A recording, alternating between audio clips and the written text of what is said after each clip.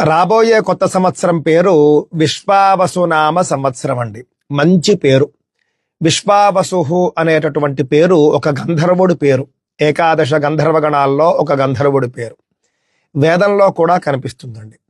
వివాహం సందర్భంలో దంపతుల మధ్య ప్రేమను పుట్టించి పెంచి ఆ విధంగా దంపతులను కలిపేటటువంటి బాధ్యత ఈ విశ్వావసు అనే గంధర్వుడిది. ఆ విధంగా విశ్వావసు ప్రేమప్రదుడు.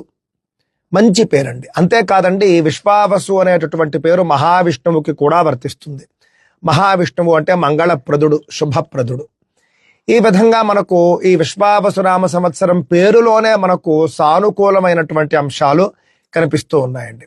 సంతోషకరంగా అనిపిస్తూ ఉన్నది. ఎందుకు? క్రోధి నామ సంవత్సరంలో మనకు ఈ పరిస్థితి లేదు. క్రోధి అంటే పేరులోనే క్రోధం.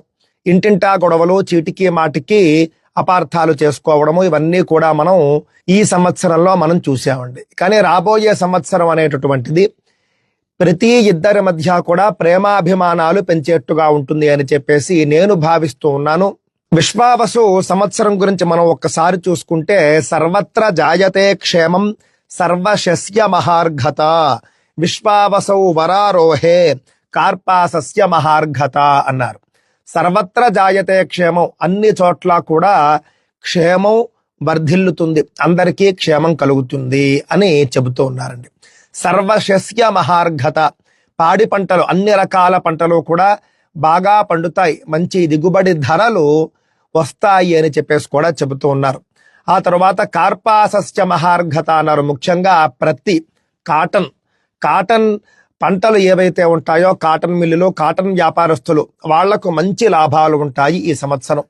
సాధారణంగా మొత్తం మీద చూస్తే మాత్రం విశ్వావసునామ సంవత్సరం క్షేమకరము, శుభకరము అని అర్థమవుతూ ఉన్నది. అందువల్ల రాబోయే సంవత్సరంలో ఏదో అయిపోతుంది, ఏవో గ్రహాల కూటములు, ఏవో గ్రహణాలు, ఏదో రాశి వాళ్ళకి ఏదో అయిపోతుంది, ఈ భయాలు అనవసరం అండి. విశ్వావసు పేరులోనే మనకు శుభం కనిపిస్తూ ఉన్నది. అలాగని ఏ కాలము కూడా 100కు 100% శుభం ఉండదు. కాకపోతే ఏది శాతం ఎక్కువ అని మనం చూసుకోవాలి.